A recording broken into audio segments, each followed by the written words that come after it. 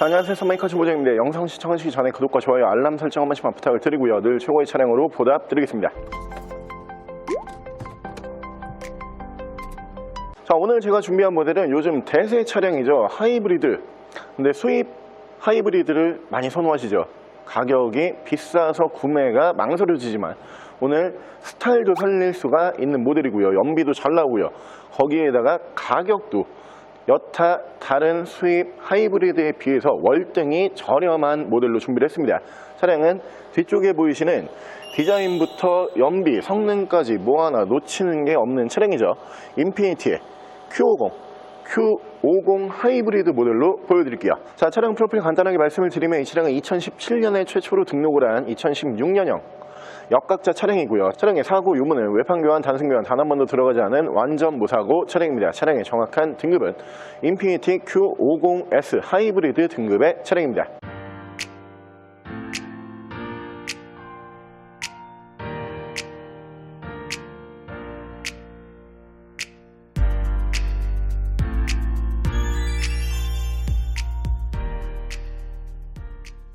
자, 오늘 제가 준비한 인피니티 Q50이라고 하는 모델이 하이브리드 차량이 있는지를 잘 모르시는 분들이 굉장히 많으세요. 근데 이 모델도 하이브리드 차량이 오늘 저희가 준비한 것처럼 이렇게 존재를 합니다. 근데 이 Q50이라고 하는 모델의 하이브리드 시스템 같은 경우에는 제가 알기로 이 벤츠의 마일드 하이브리드 시스템을 그대로 사와서 그대로 넣었다 이렇게 알고 있거든요. 인피니티라고 하는 브랜드 자체가 이제 닛산에서 고급화 전략으로 파생이 된 브랜드죠. 근데 이 Q 시리즈로 차량들이 넘어오면서 차량 개발을 한 모델이 거의 없어요. 외관 디자인이라든가 그리고 차량의 플랫폼 정도만 인피니티에서 담당을 했고요. 그 이외에 여타 가장 중요한 엔진부터 실내 옵션 부분 그리고 각종 전자 장비까지 벤츠에서 그냥 그대로 다 사왔었어요. 그래서 이 모델들이 가격 대비 벤츠의 성능인데 벤츠 차량들의 절반도 하지 않는 금액으로 구매가 가능하다, 이런 소문이 나기 시작을 하면서 Q 시리즈의 인기가 더욱더 높아졌다 이렇게 보시면 되고요. 특이한 점이 우리가 하이브리드 모델 이제 선호도는 굉장히 좋긴 좋거든요. 근데 한 가지 아쉬운 게 이 외관 디자인이 일반 세단 등급과 디자인 차이가 있어요.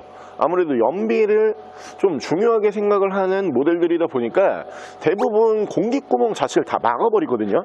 앞쪽에 그릴이라든가 그리고 휠, 여타 범퍼 부분도 웬만큼 공기가 통하는 부분은 싹 다 막으면서 연비를 향상시키는 차량들이 하이브리드예요. 그러다 보니까 연비는 괜찮은데 이 디자인적으로 조금 일반 세단에 비해서 아쉬운 점이 있다, 이런 평가들이 있어요. 근데 이 Q50 하이브리드 같은 경우에는 그냥 일반 승용 세단 등급과 외관 디자인 차이, 휠까지 포함을 해서 아무 부분도 차이가 나지 않아요. 이 스타일리시하게 운행을 하실 수 있는 차량으로 보시면 되고요. 요즘에 휘발유 가격 비싸고요, 경유 가격 비싸고요, 거기에다가 LPG를 생각을 하다 보니까 LPG 차량 가격이 또 올라버렸죠. 그러면서 하이브리드 차량 선호도가 굉장히 좋은데 이 모델로 한번 눈여겨보시면 좋을 것 같고요. 차량 연식 대비 주행거리도 많지가 않은 모델이기 때문에 더욱더 메리트가 있는 매물이고요. 차량 만나보실 수 있는 가격은 여타 동급 하이브리드 대비로 봤을 때 절반 정도면 구매가 가능합니다. 1790만 원에 보여드릴게요. 자, 그럼 제가 이 차량 외관과 실내 조금 더 자세히 설명을 드려볼게요. 자, 일단 외관 디자인 보여드리면 이 외관 옵션부터 옵션이 좀 많이 들어가는 중형급 세단으로 유명했던 모델이거든요. 거기에다가 중형 세단이지만 지금 보고 계시는 것처럼 일반 세단 등급의 차량이 굉장히 스포티한 디자인으로 뽑아나왔던 차량이에요. 이 밑으로 차량의 높이를 보시면은 일반 중형 세단보다 좀 밑으로 많이 깔려있다, 이런 느낌을 받으실 건데 이 부분으로 이 차량이 판매량이 좀 많았던 모델이에요. 외관 디자인부터 중형 세단답지 않게 굉장히 스포티한 디자인이 나오는 차량이다 보니까 외관 디자인에 대한 호불호는 거의 없었던 차량으로 보시면 되고요. 차량 옵션은 양쪽으로 순정 HID 만나보실 수가 있고요. 위쪽으로 보시면은 LED 테일램프, 밑으로 보시면은 전방 센서를 보실 수가 있는 차량이고요. 차량의 기본 바디 컬러는 다크 그레이, 쥐색 바디로 만나보실 수가 있는 차량입니다. 휠 디자인도 보여드리면 일반 승용 세단의 휠 디자인과 이 하이브리드 차량의 휠 디자인이 동일하다라는 것을 금방 아실 수가 있어요. 하이브리드 모델이라고 해서 원래 대부분 하이브리드 휠이 여기를 다 막아버리죠. 그렇기 때문에 좀 답답한 감이 있었는데 이 차량은 휠 디자인도 예쁜 모델로 보시면 되고요. 그 옆으로 보시면 하이브리드라고 레터링 만나보실 수가 있는데 지금 시동이 걸려져 있는 상태예요. 어떠한 진동을 느낄 수가 없죠. 진동 아무것도 없고요. 거기에다가 소음도 전혀 어떤 소음이 올라오지가 않습니다. 확실히 하이브리드 모델이 연비만 좋은 게 아니고 정말 조용하고 정숙하기 때문에 인기도가 더욱더 올라가고 있다, 이렇게 보시면 되고, 운전석 측면부 쭉 보여드리면 운전석 측면부에서 문콕이 없어요. 외판 정말 깨끗하고 깔끔한 모습으로 기대하실 수가 있고요. 밑으로 보시면 듀얼 머플러 만나보실 수가 있고, 리어 디자인도 중형급 세단치고는 굉장히 스포티한 디자인으로 만나보실 수가 있는 차량입니다. 레터링은 Q50S라고 순정 레터링 그대로 사용을 하고 있고요. 반대편 조수석 측면부 쪽에서도 문콕, 스크래치 데미지 없이 깨끗하고 깔끔한 모습으로 만나보실 수가 있는 모델입니다. 자, 저는 이 인피니티 Q50이라고 하는 모델을 집에서 자가용으로 운행을 했던 적이 있죠. 저는 하이브리드 등급 말고 디젤 등급으로 이제 운행을 했었는데, 제가 탔던 그 2.2D 같은 경우에도 벤츠의 2.2 디젤 모델 있잖아요. 그 엔진을 그냥 그대로 사다가 넣었던 차량들이에요. 그래서 제가 벤츠의 이제 E클래스와 인피니티의 Q50이라고 하는 모델을 고민을 하다가 당연히 가격적인 면으로 봤을 때 이 차량이 훨씬 동일한 성능을 낼 수가 있지만 훨씬 저렴하다라는 메리트가 있어서 제가 이 차량으로 집에서 운행을 했었는데, 실제로 운행을 해보시면 만족도가 굉장히 커요.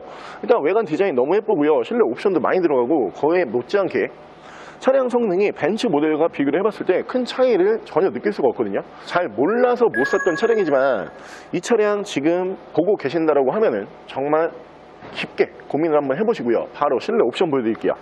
자, 실내에서 옵션을 보여드리면은 이 옵션의 방식이라든가 그리고 버튼의 배치 같은 경우에도 벤츠 모델들에서 굉장히 많이 이 차량이 좀 기술적인 부분을 쌓았거든요.